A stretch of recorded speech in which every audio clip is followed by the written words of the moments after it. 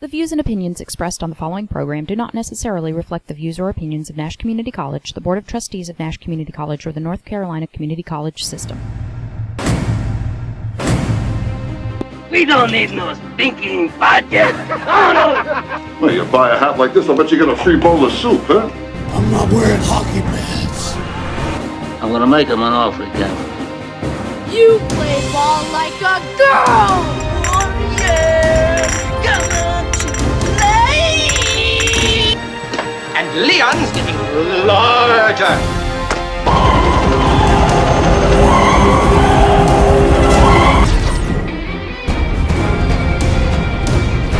Nothing but pure and simple old-fashioned communism.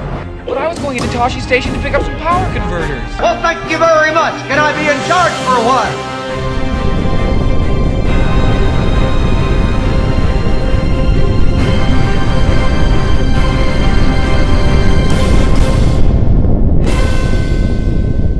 Woo! Look at that.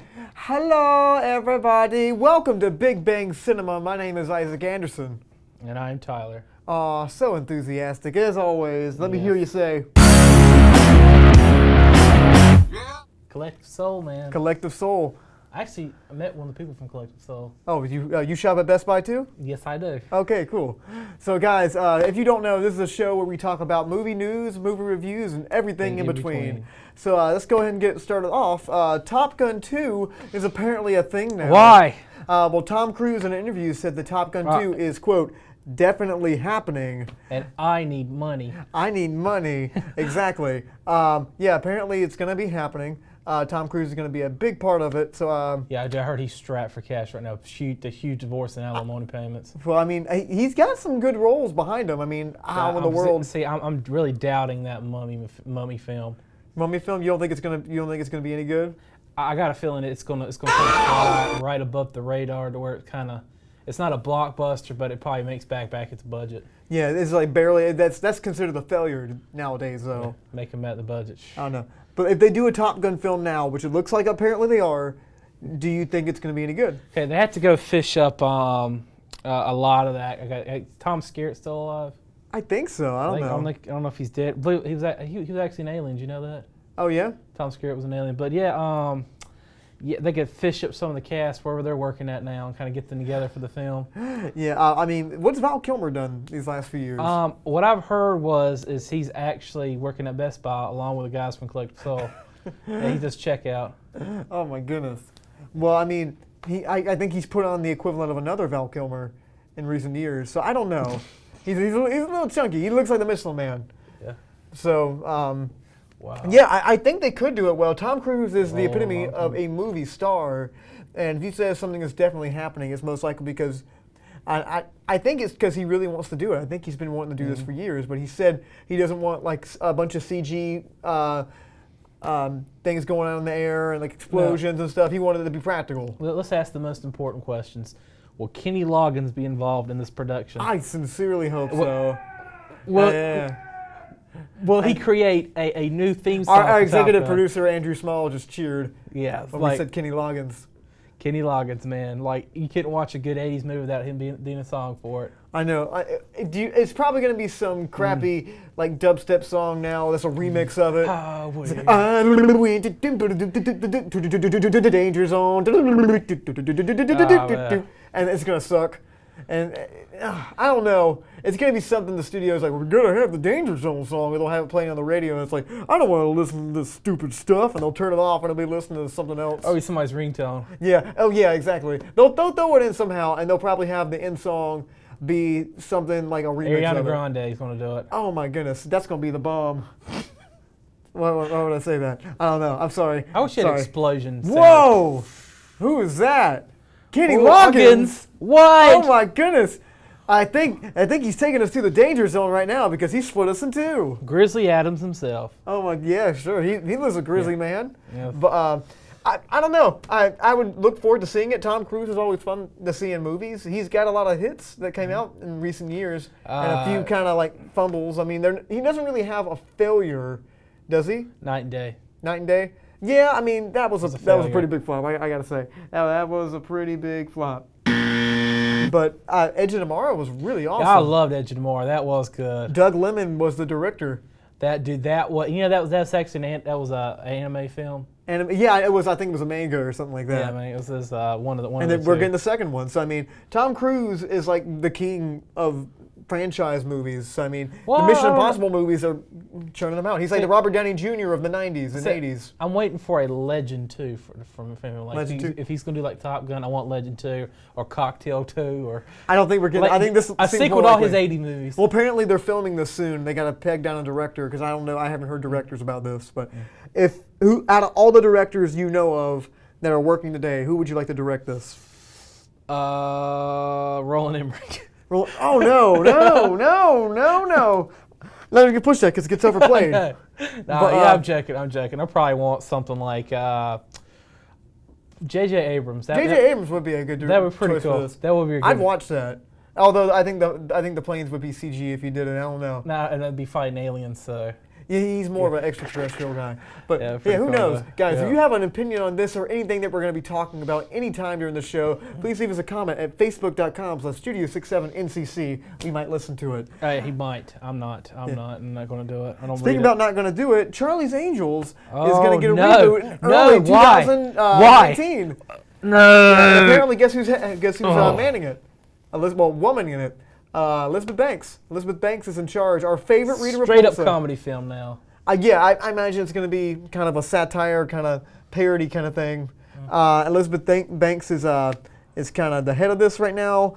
Nothing else has really come out about it, although we know we're just going to get it. So what do you think? Well, I didn't mind the first reboot. Oh, the Cameron Diaz one?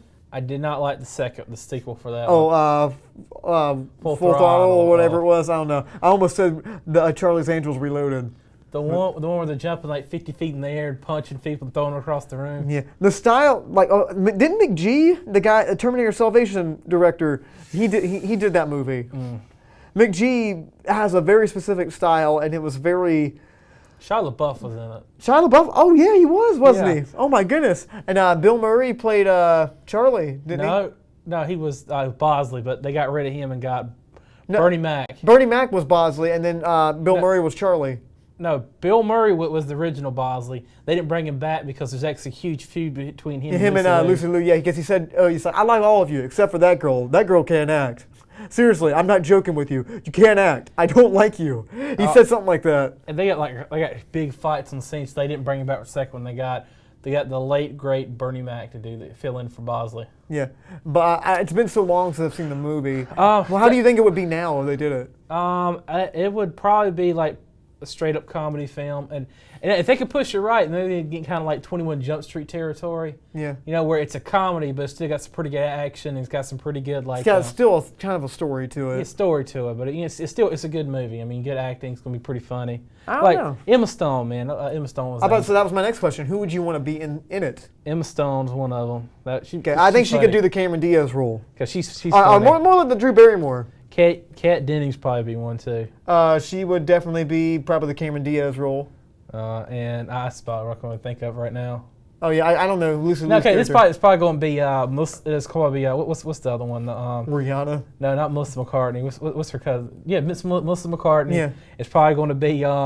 Kristen Wiig. Yeah, Kristen Wiig. It's probably gonna be so long. It's gonna be like the Ghostbusters thing. Yeah. That's the two routes we can go. We can go like 21 Jump Street, where it was a really good reboot, really fresh, really original. But we can go the new Ghostbusters film, where it's just not very good. And push your R rating on this film. Oh yeah, make it a comedy. Push your R rating. It's gonna be R rating. It's gonna be a lot of women doing raunchy things because we haven't seen enough of that lately, have we? I know it's good action, good fighting, good kind of spy work. I mean, because I want 21 Jump Street here. I love that film. But that's the problem. Every one of these. Oh look, Mr. Kenny Loggins is back, taking us to the danger zone. Ooh, I love that. But I mean, that's a big problem. Is to whenever something like that is successful, they'll try to emulate it. Yeah, people try to emulate it so much that everything becomes it. I heard Baywatch is just like 21 Jump Street, and that kind of even though that seems kind of good, it's going to get old after a while. See, what I'm going to see here is they're probably going to do a crossover between the two, because I think Sony's got Baywatch. Oof. So I mean, I wouldn't mind seeing like a crossover between Jump Street and like Baywatch. But are you cool with every like kind of old television show being turned into the same tone as 21 Jump Street? Is that going to get old to you after a while? Because I feel like it's going to get old to me. Well, I mean, I don't mind it because even the reboot of Charlie's films like even partially a comedy film. Yeah, I mean, I want to see some differentiation. Like Fox, as much as they've had like sometimes they hit, sometimes they miss. At least they take chances with like some of their franchises. They do different things. Like, I mean, the fact that X-Men Origins Wolverine and Logan are in the same universe are like mind-boggling to me. Like Deadpool and Logan are the same universe basically. X-Men Origins is a terrible example. But, I mean, I want to see that my differentiation between that. Granted, you don't even have to have, like, dark and gritty serious, because I'm sick of that, but... I just want to watch this and laugh, man. That's all I want to do. Which is good. I think we could do something really cool with that. But, I mean, guys, let us know again on Facebook if you have any opinions on this. Dang, it's raining right now, man. It's really raining right now. I guess I'm not going for a walk after this. Guess you're not... Well, you might. You just have to be indoors. Oh, wow. It's hailing, too. Oh, no, I just played on my pomegranates, too. Oh, no. Speaking about pomegranates, the Justice League movie has been handed over to Mr. Joss Whedon himself. And I believe I misspelled it on the card right here, so you got to watch out. It's Whedon with an O and not Whedon with an E. I heard this is family tragedy. Sorry, Joss Whedon. Yeah, it's a family tragedy for Zack Snyder. Yeah. I mean, it was a very horrible thing that happened to Zack Snyder. His daughter committed suicide, and he's taken some time to spend with his family, and he handed over the reins to Justice League to Mr. Joss Whedon himself. Oh, yeah. And because Joss Whedon, as we know, is working He's a humongous jerk, too. Joss Whedon? Yeah, he's a massive jerk, yeah. He's not a nice guy. I heard he was a nice guy. I heard he was not a nice guy, and I've seen some stuff he puts on the internet. He's not a nice guy. Oh, well. Yeah. Well, regardless, he has the movie now, and as we know, he's a very good writer. He did the Avengers films, Avengers and Age of Ultron, it's horrible what happened to Zack Snyder. You know, as much as we give him hate, our hearts and prayers go out to him and his family. But I mean, this is probably the best guy that could be handling this right now is Joss Whedon, because he knows how to handle this stuff. I mean, large crossover superhero films. He's already done it twice. Yeah, I know, he's so good at this. He did the crossover for Angel and Buffy too. Yeah, but I mean, I don't think it's going to be a crossover. I think it's going to be more. Well, this is a crossover, man. It's a crossover for all these different DC franchises. I'm saying, like, I thought you meant like Avengers going into this. No, I'm talking about like crossover. Like you got the Batman. Well, it's not even crossover because they've already crossed over for this Dawn of Justice. Yeah. Yeah. Well, who crossed over on that?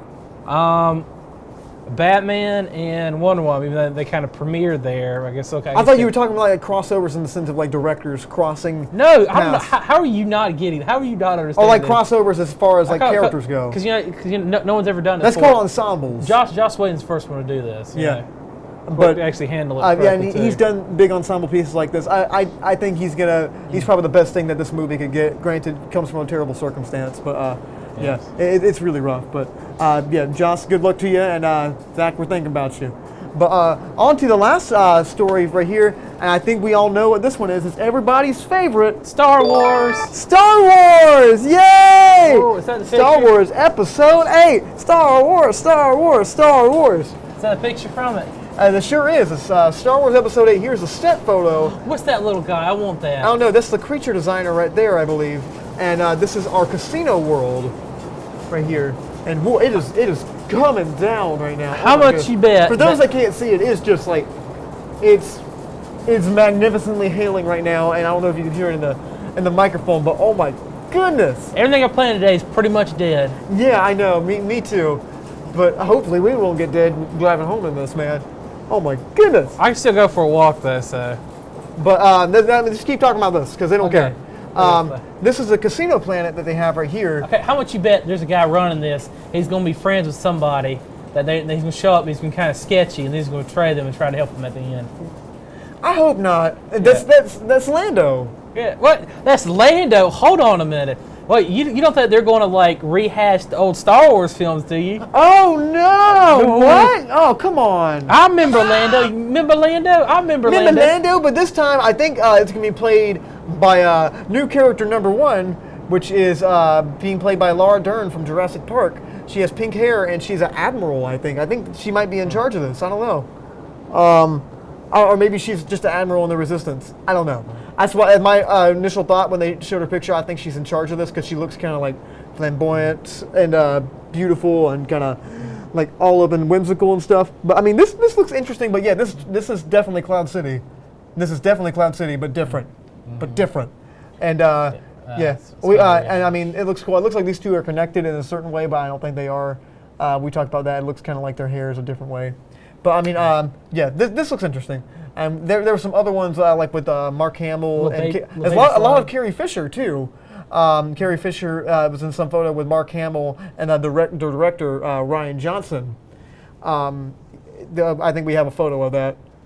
Yeah, and there's Mark Hamill and Carrie Fisher kind of embracing. That's a beautiful photo of them all. That guy was probably like one of those berries from South Park. Oh yeah. Member berries. Berries. Yeah, this is the photo I'm referring to. Oh, that's the photo. Carrie Fisher, Kathleen Kennedy, and Ryan Johnson.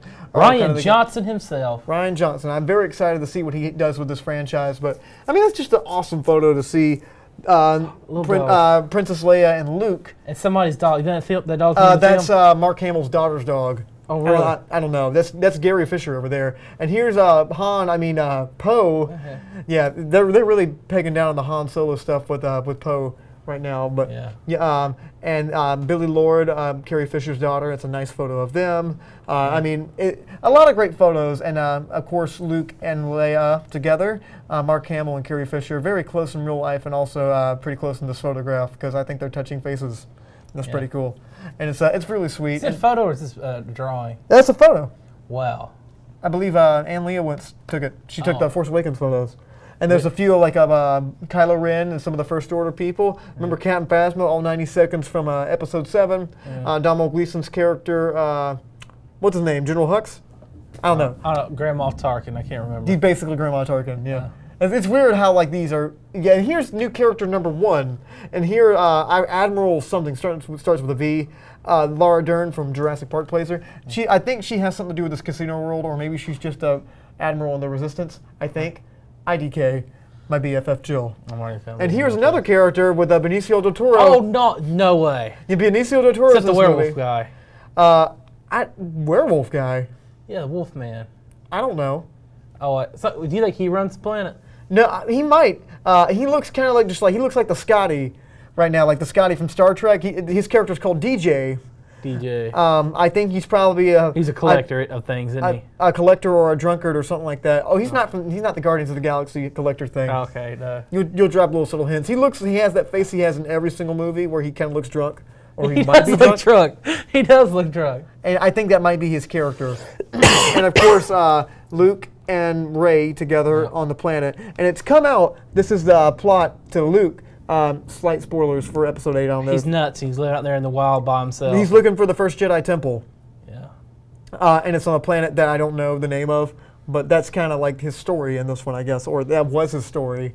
I don't know what's going to be into this one, but I'm really interested. But guys, if you have any opinions on this or have anything to say, please leave a comment at facebook.com/Studio67NCC. We would love to hear what you guys think. But we're going to take a really quick break. But when we come back, we're going to be talking about alien creature films. And we're excluding all films that have anything to do with the franchise or space epic. Yeah. Okay. Hey, well, there's a few from a franchise in there, I guess. We're talking about like franchise, like Guardians of the Galaxy and. Yeah, I get you. I think one of them's still a franchise, but I think we'll still include it because it's about the movie we were talking about this week. But we'll be right back, guys. Stay with us. Did you know Nash Community College offers 12 degree programs entirely online? Are you interested in information technology? Explore information technology systems, network management, systems security, healthcare informatics, or web design and administration. These 2-year programs are only a few of the online associate degrees offered through Nash Online. Students receive the same quality instruction and resources as on-campus students without ever stepping foot on Nash's campus. Learn more about Nash Online today at online.nashcc.edu.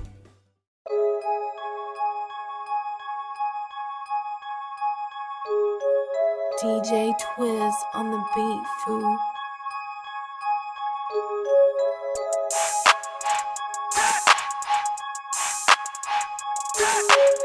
What's up? It's DJ Twiz. Be sure to tune in with me every Tuesday at 2 p.m. on WNIA 89.1 FM to catch all your urban music, news, fashion news, and sports. Every Tuesday at 2 p.m. Make sure you tune in because it will be lit.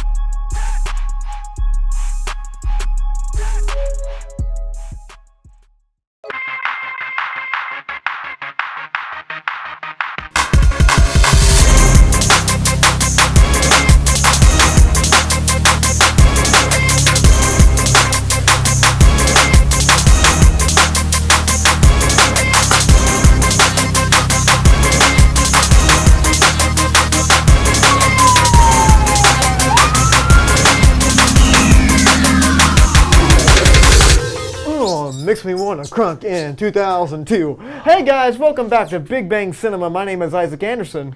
And I'm Tyler, haven't changed any. And I got a handful of hail right here that pelted. So this is the stuff that was coming down right now. It was these little pellets of ice coming down, and it scared us so much because it got getting louder and louder. it just kept going. Yeah, it was coming down. I planted pomegranates today, and I think they're dead. I just got a new car, and I don't want the windshield to get cracked. I'm more worried about my pomegranates than worried about your car. Oh, well, good to know, buddy. I don't care about your Monte Carlo. Honesty! Don't care about your Monte Carlo. Oh, speaking about Monte Carlo, time for our weekly segment. Oh. Alien movies. Not as far as like the Alien franchise movies, but we're talking about alien creature films. We're excluding epics like Star Wars, Star Trek, and Flash Gordon, and those type of films. You know where I'm going at with this. Yeah, kind of like, I mean, there is like, I think the first one is part of a franchise now. I think it's pretty safe to say. A crossover franchise like superhero or. Oh, well, I mean. Superman. But we included this first one. But why don't you take the first one, buddy? Alien from 1979. Yep. Yeah, 79. Yeah, it's about a alien that hatches out of egg and stretches to a guy's face and then leaves the egg in there and it bursts out of his chest. Yeah, it's so simple too. Yeah, so simple. It's like one of those wasps. Yep, one of those wasps. Yeah, wasp does that. A wasp does that? It does that to caterpillars. Oh, for real? No, I'm not lying. It does. That's what they based the character, that the alien off of, was a parasitic wasp. Oh, that's pretty cool. And I mean, the simplicity of the story is basically a slasher movie in space. Mm-hmm. And I mean, it's so great. It still holds up to this day. Because, the slashers, you can still like, oh, that guy's crazy. When you see the alien, you're like, what is it thinking? Why is it doing? It's a big dumb animal that just wants to kill. Yeah. And that's what made it so great, is just to see something that simple, and they kind of messed it up when they tried to explain it when it turned into a franchise. But they didn't even explain it. They had no explanation. Which will come later. Still too many questions. Yeah, but yeah, the Alien movie. You have anything else to say about it? That's about it. All right. Well, number 2 is one of my personal favorites. Is The Iron Giant. Ooh. The Iron Giant is a very underappreciated masterpiece from Mr. Brad Bird himself. He's the man that did Incredibles. He did Mission Impossibles. In Mission Impossible, what was it? I wanted to say Rogue One, but it's not it. Mission Impossible: Ghost Protocol. That's WALL-E. It. No, he did WALL-E too. Yeah. He did Tomorrowland. He did Tomorrowland. Well, let's not include that one. Let's do The Incredibles. I already said The Incredibles. Okay, I'll make sure it's that. Well, I mean, he's had a lot of success in franchises that are animated. And it actually launched a career for Mr. Vin Diesel. Oh yeah, no, Vin Diesel, an early Vin Diesel role as the robot. Yes. And this movie is so heartfelt, so. In fact, I remember it's got Jennifer Aniston in it too. I think Jennifer Aniston is in it. What's the? I guess the guy's now using the commercials. The guy from Louisiana, the singer. That really narrows it down, man. Gosh. I don't know. You're thinking about it. Is it the Collective Soul guy? No, he's not Collective Soul guy. Oh no! Okay, but yeah, this movie is very heartfelt. It's very sweet. Basically, if you don't know the story, the Iron Giant here comes from a distant planet. He's full of atomic bombs, I think, right? No, weapons. Weapons. He's full of weapons, and like he's basically a walking bomb. And this little boy befriends him, and everybody's scared of the Iron Giant. And he befriends eats metal. Him. Yeah, he eats metal. It's based off a children's book. Yeah, and it's great. If you haven't seen it, it's a 1999 movie. It's great. Go see it. But if you want to, I can't tell you what to do. This is just my show. But why don't you take the next one? Predator. Okay, can you tell me some things about Predator? Okay, it's about these aliens, and they're hunters. They love to hunt. They kill things, but they don't kill anything that's helpless. They want something strong and powerful to hunt, and they come to Earth, and well, they go to different planets, but they go to Earth every few years to hunt people in like the Bolivian jungle or somewhere. Mm-hmm. And they get caught up with these commandos. And well, believe it or not, it's Bill Paxton's in it. Bill Paxton's actually been killed by a predator, an alien, and a Terminator. That's pretty cool, isn't it? And Arnold Schwarzenegger's leading the team. I think it's got Jesse Ventura in it. Yeah. I think they all die. Carl Weathers. Carl Weathers is in it. They all die. I don't know if I'm allowed to say this on the radio, but son of a titch. Yeah. There you go. And then there's it hunts them, and they're trying to fight back and kill it, and then it's just, and then I think that's about the plot of the film. It's really simple. Like some of the best ones are like very simplistic plots. And he just kind of starts hunting the alien. Yeah, and it's great. It's kind of like Alien on Earth, but with like army people that have guns hunting. and stuff. And I think eventually, I think it's a draw. At the end, it's a draw. I think. Yeah. Come on. He blows himself. Come up. on, get to the chopper. Yeah. But on to another one. This one is kind of the epitome of extraterrestrial films. I hate films. this film. I absolutely. I don't know why you hate it. E.T. Can't stand the Extraterrestrial. E.T. is the Steven Spielberg film that kind of revolutionized the whole genre of films. Space Jesus? Yeah. Who's Steven Spielberg or E.T.? E.T. Why is he Space Jesus?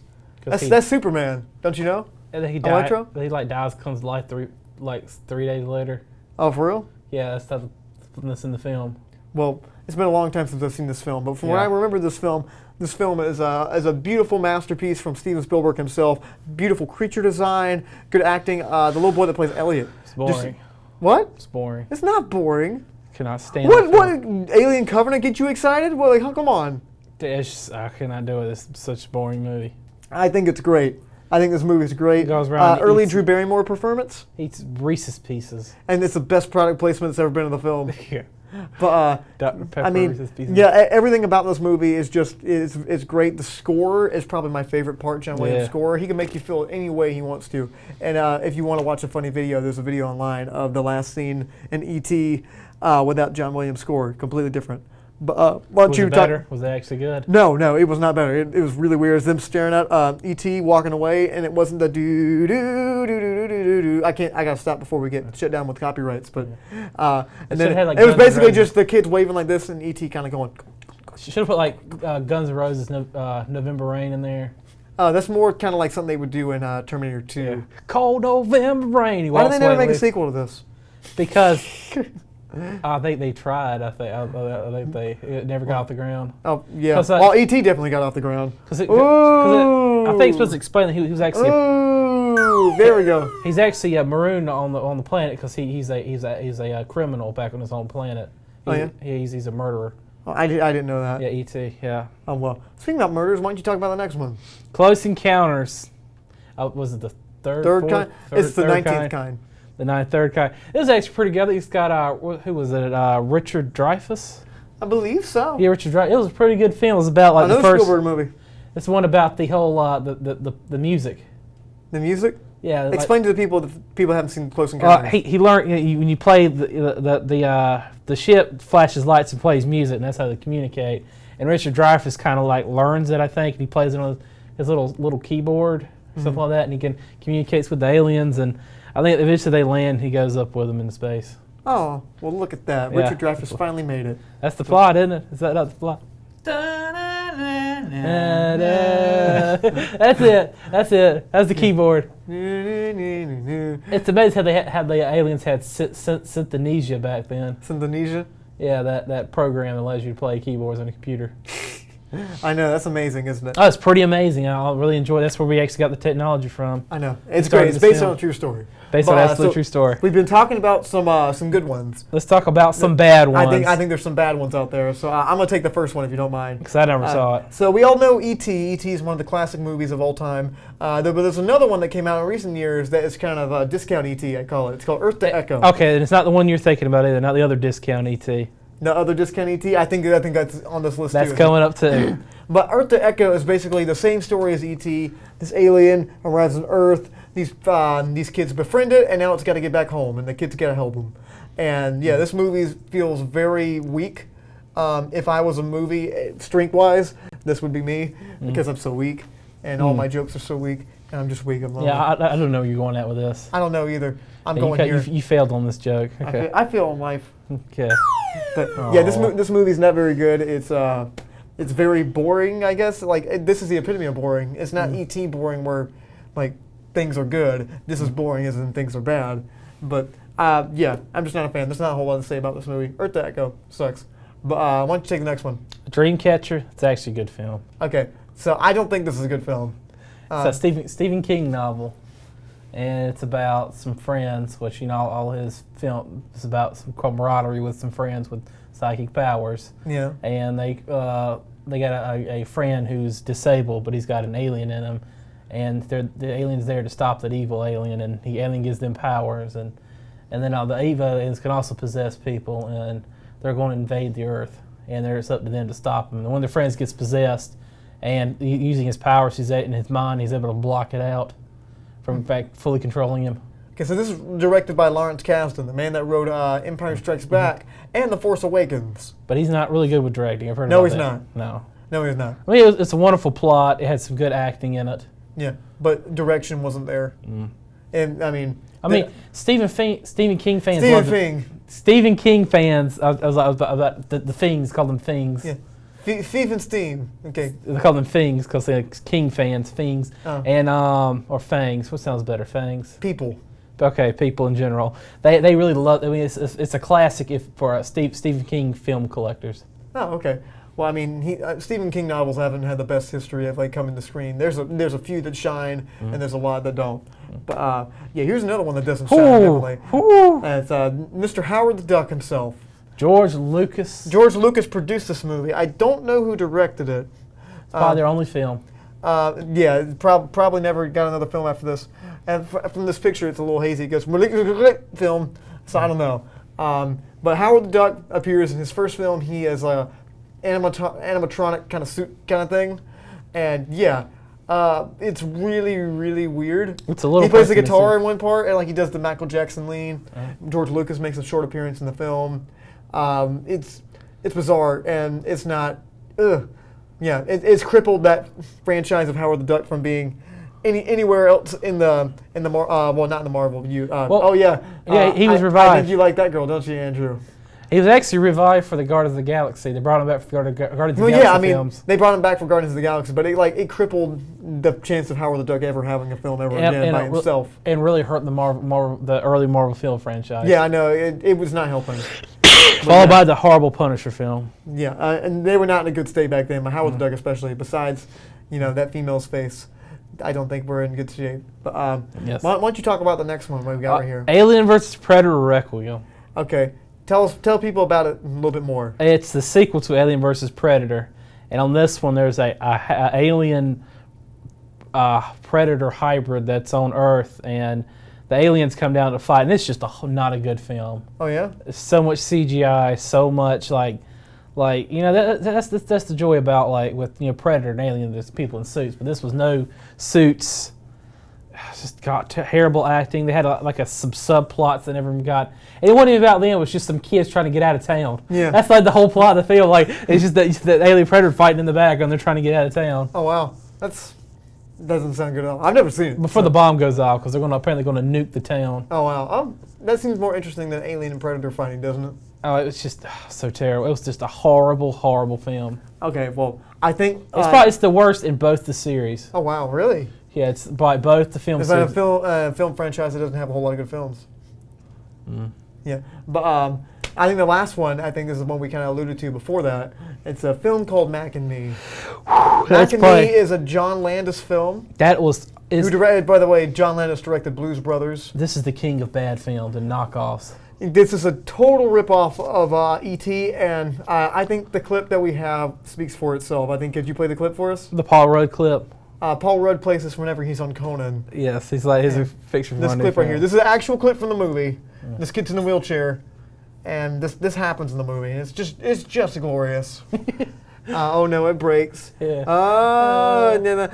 No! Stop motion, animatronics. All right, yeah. So that's that clip. I think that clip speaks for itself. Yes, but probably the most famous part of this entire film. It's the most interesting part of the film. But guys, thank you so much for watching so far. If you have any opinions on anything we've talked about, and I actually have an extra shout out for a film that didn't make it to our list. It's called Born in the East LA, and it's about Cheech Marin and as he gets deported to back to Mexico, and he's trying to, as an illegal alien, trying to get back to the United States. Oh, well, look at that. Progressiveness. He actually wrote a song for the movie, too. He actually sang it. Oh, yeah? Yeah, it's called Born in East LA, and it's actually a parody of Born in the USA. Oh, wow. He's like a Manny Pacquiao as an actor. He sings his own theme songs. Yes, these whole theme songs. Oh, guys, thank you so much. If you have any opinions on this, please comment at facebook.com/Studio67NCC. We would love to hear what you guys have to say. We're going to take a really quick break. When we come back, we're going to be talking about that movie where the scary things from the 1970s come out, and not John Travolta. Alien Covenant. We'll be right back. None of my questions were answered.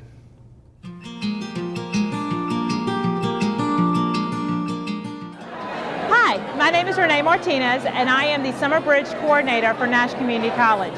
The Summer Bridge is a 3-week program in which incoming freshmen will take ACA 122, which is our college success course, and PED 110, which is Fit and Well for Life. The students will also take an English and Math seminar to refresh their skills in those particular areas so that they're ready to go for their college classes in the fall. The class will be from July 10th to the July 28th, and we will have registration beginning in April. If you would like more information, you can contact me at crmartinez699@nashcc.edu. We look forward to seeing you in July.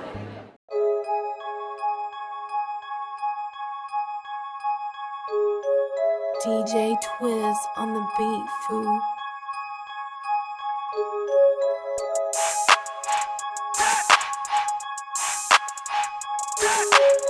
What's up? It's DJ Twiz. Be sure to tune in with me every Tuesday at 2 p.m. on WNIA 89.1 FM to catch all your urban music, news, fashion news, and sports. Every Tuesday at 2 p.m. Make sure you tune in because it will be lit.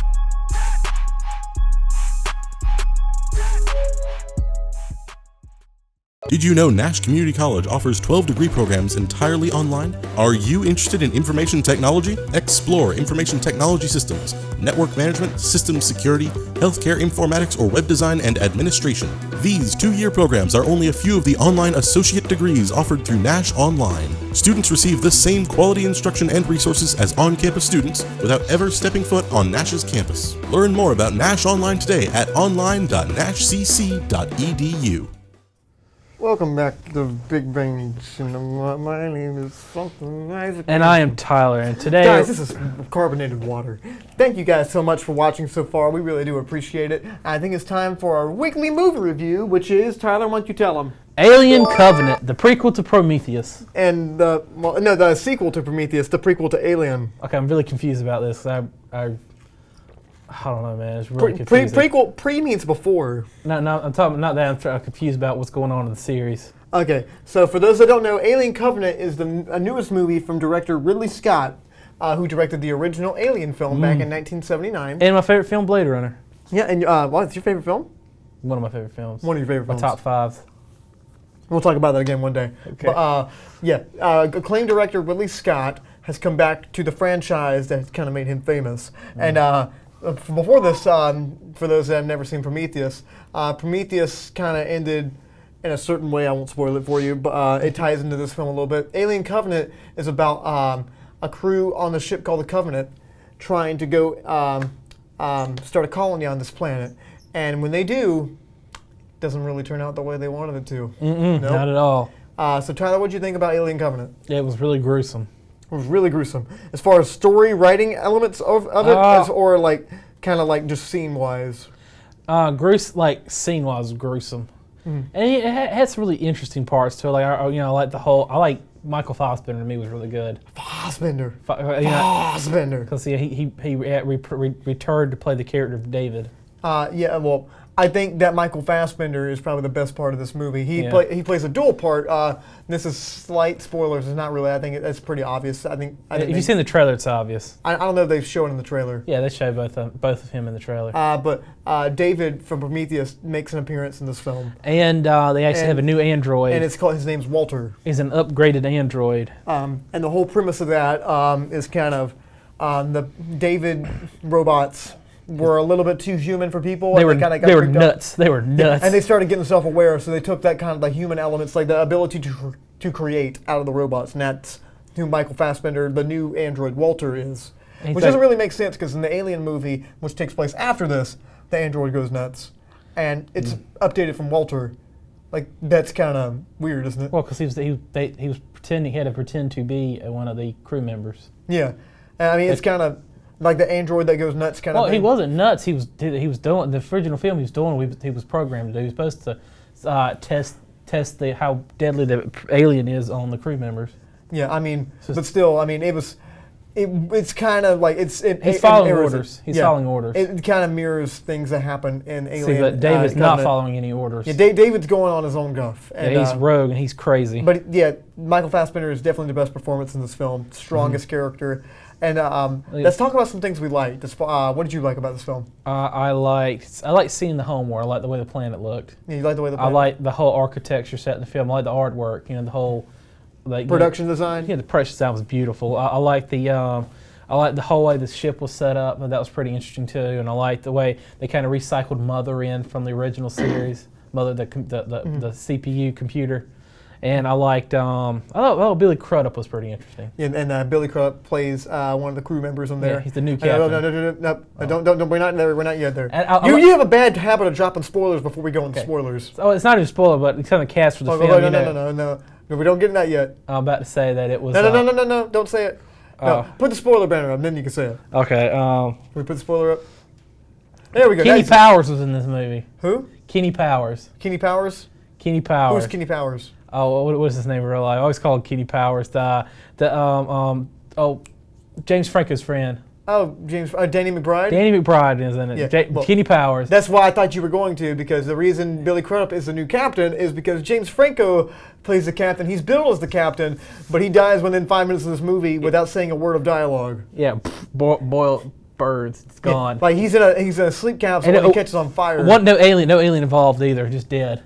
Yeah, accident, dead. It's like straight at the beginning of the movie. There's like a turbulence thing, and then he dies, and you see a flashback of him like on a television screen talking to his wife. So I got the biggest question about this entire film was he in it because Danny McBride was in it, or was Danny McBride in it because James Franco was in it? I don't know. I think Danny McBride got asked by Ridley Scott. I don't think it was in there because of that. I know he was in there because one of them was in there because the other one was in the film. I know that. I know that that's why. I think James Franco. They're really close friends in real life. I think Danny McBride actually got asked to be in the film, like by Ridley Scott, because he's been in interviews talking about that. I think James Franco was kind of tacked on a little bit. I want to be in this movie. I know. This movie. Danny McBride is a huge fan of this franchise. Yes. So, I mean. It's probably saying, James Franco's like, "Yo, Danny, I want to be in that movie, man." I know, I can't get blown up in the first 5 minutes. I want to be in this movie. I need a paycheck. So he definitely dipped his pen in company ink, and he got part in the film. Yeah, but did you say that? No, I made a quote from him from another film. Oh yeah, but this the production design is beautiful. Ridley Scott has a really good kind of mindset as far as going to. The man's an artist. Man is a definite artist. I mean, he makes worlds. The world looks beautiful. Yeah. And and that the production design, some of the because it looked like Earth, but the way you could tell it just wasn't Earth. Yeah, and some of the scenes. See, look at that. Like that's. And since we have the white room. With since we have the spoiler banner up too, the engineer's world looks really nice too. Like the engineer's palace kind of thing. Oh, it's beautiful. The city. It's the amazing. whole city looks great. When time to go to some of the problems with this movie. Let's do non-spoiler ones real quick. So let's take the spoiler banner off real quick. This was confusing. This is no spoilers. No spoilers. Let's talk about some bad things. Okay. Story is all over the place. Yeah. The story is definitely frustrating. Like for those that have saw Prometheus, know that Prometheus had a lot of story elements that were really big issues. It was written by Damon Lindelof, who wrote the last episode of Lost, which is one of the most criticized of all the Lost episodes. It doesn't make any sense. Yeah. And he wrote Prometheus, and Prometheus has a lot of story elements that don't really add up, that don't really make sense, and don't really have any payoff. It's a lot of setup. It's all setup, and no payoff. It's really confusing, doesn't lead to anything. Elements from Prometheus are carried over here without spoiling anything, but they still don't answer things. You don't really get the payoff of it. They do a little bit, but it's not really. Well, I mean, it's an origin story. it's an origin story, but the origin stuff doesn't make any sense. Like No, it the certain things. We'll talk about that in a minute when we go into spoilers. But just not spoiling anything. Just the elements that they use to try to tell you how the xenomorphs came to be doesn't make any sense. Like, it doesn't add up. And I'll tell you why in a minute. If we can go ahead and put the spoiler banner up, because it's kind of hard to talk about this with it not talking about spoilers. So David is on the Prometheus ship with Elizabeth Shaw, and she's in cryosleep, basically. And they go to the engineer's planet. He kills all the engineers with the black goo.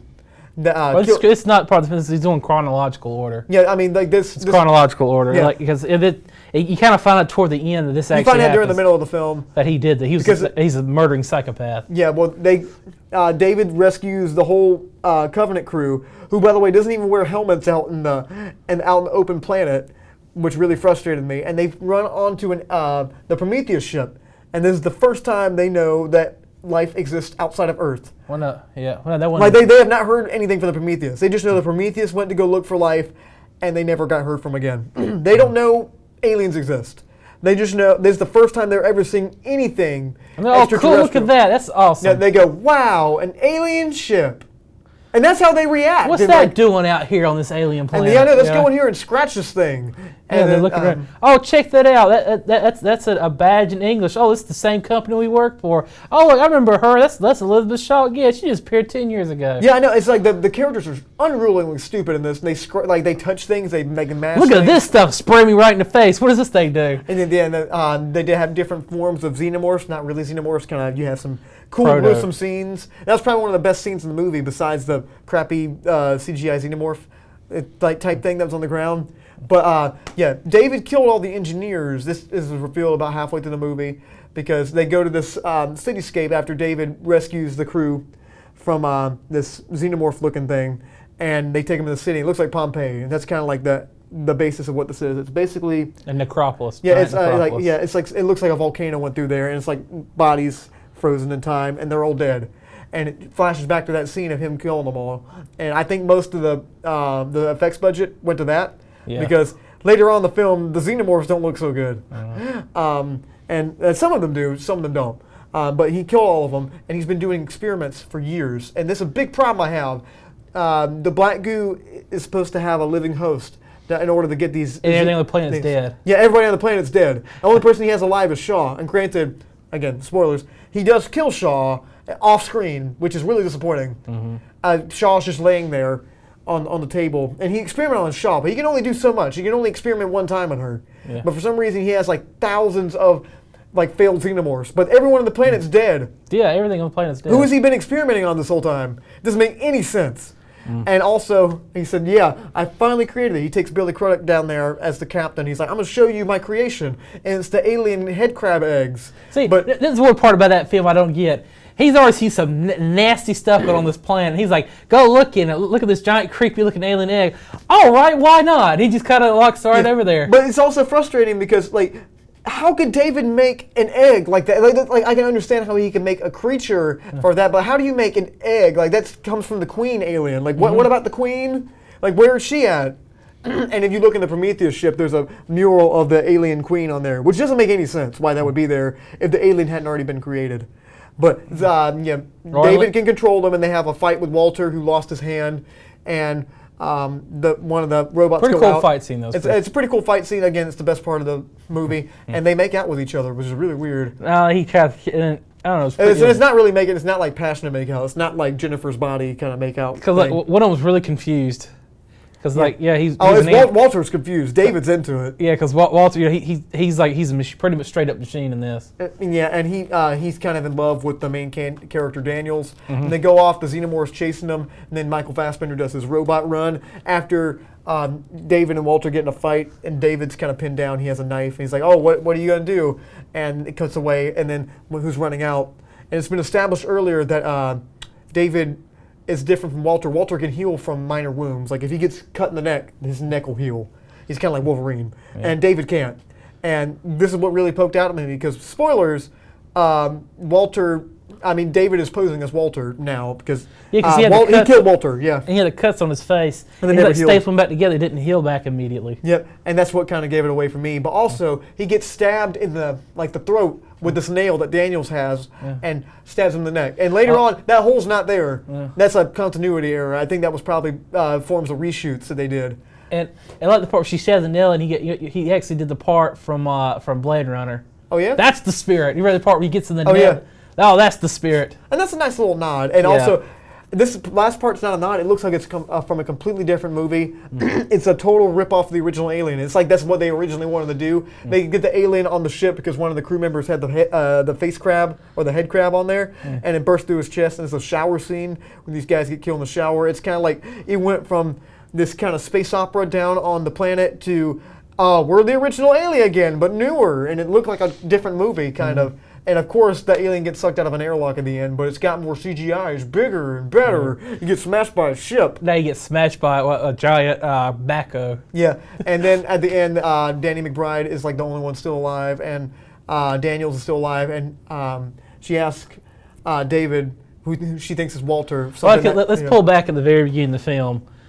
She's married to James Franco. Yeah, James Franco. And then she promised him that she was going to build a cabin on the New World. Yeah. And he's died. She's upset, and she tells Walter. Walter's really sympathetic, and he goes. He's in love with Daniels too. Yeah, and he says I'll help you build the cabin. You know, and he goes because you made the promise, and I'll help you with it. And at the very end, she's going to the cryopod. She's the last one to go to sleep, and then she's about to go to sleep. She goes, "Oh wait, Walter." Yeah. David. Yeah, no, she goes, Walter, are you going to help me with, because I can't wait to help me with the cabin. He's confused, like he didn't know. You know, he's a robot, he should remember this. And he's like, well, she goes, David, and he kind of agrees, he does like the British voice again, because, Walter will sound like he's from the Midwest. Walter. Yes. And then he's like, he goes, night, night, and he shuts the whole pod off. And I was like, I saw that coming. Yeah, I saw it coming too, except I was looking for the nail on the bottom of it. He also cracks a smile when the xenomorph's going through the ship too. I seen that. And then like when they push him out, you can't tell because he goes like this in his chair, and you don't know if it was like crap, it's dead, or he was just like that's a nice little touch. Or he was just like well that was close, or oh no it's dead, it's kind of. But the little nail in his throat, like I was looking for that the whole time, like a little mark. It was not there. But you can tell like he was watching the camera, like he was testing this thing to see how well it would perform. Yeah, and at the end you get to see him go through all the colonists that are asleep in hypersleep, and now he's got we know how all the aliens were created because he pukes up some of the head crab things in the embryos next to all the frozen embryos, and now he's basically going to be doing experiments on all these people and make all these xenomorphs. Like when they get on the planet, they all burst out of the chest. Now we have a colony of them, and that's how they got there. You get all the LV-22-3. Yeah, but overall had some good elements to it. I thought it was really disappointing. We'd take spoilers off now. Overall, I think this was very disappointing. I think I had a lot of potential. Didn't really act on this. But, build up. It didn't answer any of the big questions I had. What do you give it? Probably about a 6.8 out of 10. Okay, I'm gonna give this a 5.5 out of 10. I was really disappointed with this. But guys, thank you so much. We're going right into it because I don't think we have too much more time. Let's talk a little bit about the original Alien from 1979. Give me some facts about it. Let's hear a little bit of it. Yeah. Okay. She actually read for her part, and she got cast. Had no idea that she wasn't playing. Ripley? She was not playing Ripley at all. And then I think he had this is his breakthrough role. And the guy who actually played Alien disappeared. They don't know whatever happened. He disappeared right after the movie was made. Oh wow! Like he's gone. I think it's from like South Africa somewhere. Yeah.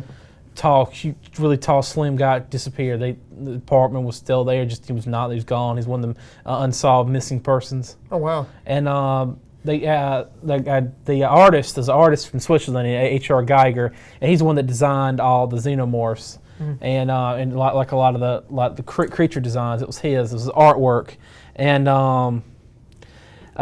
he couldn't fax because this is like this mid to late 70s actually starts our production of the film. Mm-hmm. So he couldn't mail it because it was big poster board, so he had to fly to the filming. So he was on board. He got detained by customs because it said his artwork and thing he had him was very disturbing. He was a security hazard. Yeah, so he got detained for a while, and that Ridley Scott had to come get him. And a lot of the films they changed a lot of design when he came there because originally the alien was going to have eyeballs. Yeah. Took the eyeballs out of the alien, like he thought it was creepy. Yeah, but it's silly with the eyeballs, I think. Yeah, took it out, make it feel like you make it soulless almost, and he actually had Can't that. relate to it with no eyes. Can't relate. It's not even an animal, man. It's not.